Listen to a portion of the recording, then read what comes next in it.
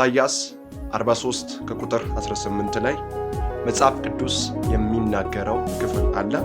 ይህ ክፍል እንዲህ የሚል ነው። እግዚአብሔር እንዲህ ይላል፣ የፊተኛውን ነገር አታስተውል፣ የጥንቱንም ነገር አታስብ። እነሆ አዲስን ነገር አደርጋለሁ፣ እርሱም አሁን ይበቅላል። ሃሌሉያ!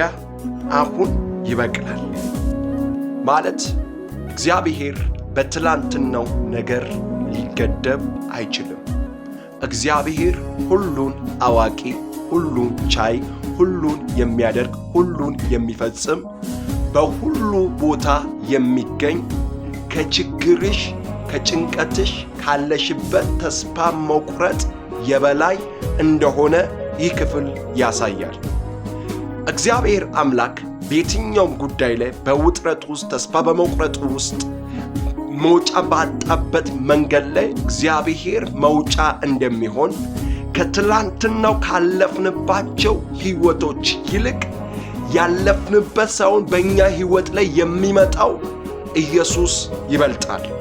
ኢየሱስ በሕይወታችን ላይ ነገሮቻችንን ለማድረግ የሚችል፣ ሁሉን የሚችል፣ ሁሉን የሚያደርግ የሁሉ ጌታ ስለሆነ፣ ስለዚህ የፊተኛው ነገር አታስተውል፣ የጥንቱን ነገር አታስብ። አያችሁ፣ ገደብ የሆነብን ነገሮች፣ አይምሯችንን ያዘ ነገር፣ የመጀመሪያው ታሪክ፣ የመጀመሪያው ነገራችን ብዙ ነገር በሕይወታችን ላይ ሊሆን የማይመስል ነገሮች አሉ። በማይመስለው ውስጥ ግን የሚመስለው የሚያደርግ የናዝሬቱ ኢየሱስ አለ። ለዚህ ነው እንዲህ ይላል፣ ነገሮች ግን ለአንቺ ላይመስል ይችላል። የጥንቱ ነገር ታሪክ ሆኖ ብቻ ልትመለከችው፣ ያን ነገር ትውስታ ልታደርጊው፣ ልታስበው ትችላለህ። ነገር ግን እግዚአብሔር አምላክ በሕይወቴ ላይ አዲስ ነገር እንደሚያደርግ፣ በምድረ በዳ በሆነበት ነገር ላይ ውሃ በሌለበት በደረቀበት ምንጭን ማፍለቅ እንደሚችል፣ አዲስ ነገርን እንደሚያደርግ፣ ታምራቱን እንደሚገልጥ፣ አሁን እንደሚበቅል በዚህ ክፍል ላይ ይናገራል። በአንተ ሕይወት ላይ፣ በአንቺ ሕይወት ላይ ባበቃው ነገር ላይ እግዚአብሔር ይጀምራል። እግዚአብሔር በአንቺ ጉዳይ ላይ ይጀምራል። ኮመንት ላይ የሚያምን ሰው ይጀምራል ብላችሁ ጻፉ። እግዚአብሔር አምላክ በነገሬ ላይ እያስደነቀና እያስገረመ ነገሬን እያቆጠቆጠ በጥበብና በማስተዋል ነገርህን ይመራዋል። ዛሬ እግዚአብሔር በአንተ ሕይወት ላይ ይመጣል። አሁን እንደሚለው ይበቅላል እንደሚለው፣ ነገር ግን ከብዶኛል፣ አቅቶኛል፣ ሊሆንብኝ የማይችሉ ነገሮች በሕይወቴ ላይ ተፈራረቁብኝ ነው። ማንም ሊረዳኝ የማይችል አለኝ የምለው ሁሉ፣ በዙሪያ የተመለከትኳቸው ሁሉ ምንም ነገር ሊያደርጉልኝ የማይችሉበት መንገድ ላይ፣ ነገር ግን እግዚአብሔርን ጠብቄዋለሁ፣ እግዚአብሔር በሕይወቴ ላይ እንደሚያደርግም አምናለሁ የምትሉ እግዚአብሔር በሕይወታችሁ ላይ ይሠራል። ሕይወት ላይ እግዚአብሔር ያደርጋል። የትኛውም የተዘጋ ፋይሎች ይከፈታሉ።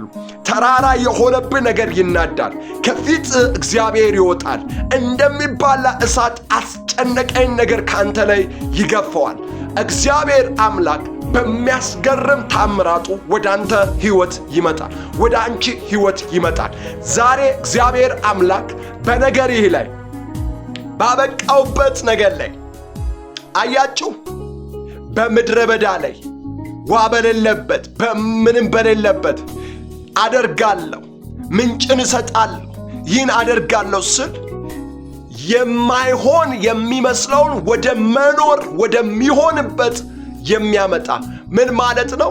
ባዶ የሆነውን የማይቻለውን፣ በሰው አቅም የማይቻለውን፣ በሰው ዕውቀት የማይቻለውን ነገር ግን እኛ ራሳችን ዘግተን የጨረስንበትን ጉዳይ እግዚአብሔር እጀምራለሁ ያለ ነው። ስለዚህ እነሆ አዲስን ነገር አደርጋለሁ። የመጀመሪያው ሐሳብ ኮንትሮል እንዳያደርግ፣ እንዳይዝ፣ እንዳይጨብጥ፣ በዛ ነገር እንዳትጣመድ፣ በዛ መንገድ እንዳትወጣ፣ ነገር ግን እንዲህ ይሆናል ያለግ ነው። አዲስን ነገር አደርጋለሁ፣ እርሱም አሁን ይበቅላል። ሃሌሉያ! በኢየሱስ ስም በሕይወት ላይ ይሁን፣ ይፈጸም። አሜን። ሼር ኮፕሊንግ አድርጉ፣ ለብዙዎች እንዲደርስ ይህ መልእክት በየትኛውም ጭንቅ ውስጥ ያሉት እንዲደርሳቸው አድርጉ። ብርክ በሉልኝ፣ ተባረኩልኝ። እወዳቸዋለሁ።